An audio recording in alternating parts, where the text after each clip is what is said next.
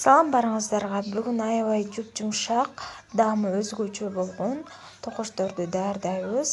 Бул рецепт менен жасап көрсөңүздөр, сиздерге сөзсүз түрдө жагат деген ойдомун. Эң биринчи биздин ишибиз сууга пиязды жуука кылып турап, отто кайнатып алабыз. Ушундай болуп, сары болуп, соогу чыккача кайнатабыз. Кайнаган сууну ылымчылык кылып, муздатып алып, суюк май, дурош, туз кошуп, un кошуп, жакшылап жумшак кылып ээлеп алабыз.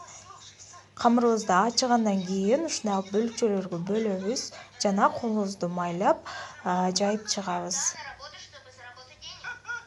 Кызып турган майда токочтун эки бетин жакшылап бышырып алабыз. Сөзсүз түрдө майыбыз жакшы кызып турушу керек. Ошондо токочторубуз аябай жумшак болуп чыгат. Ушул рецепт менен жасап көрүңүздөр, баарыңыздарга жагат деген ойдомун. Аш болсун.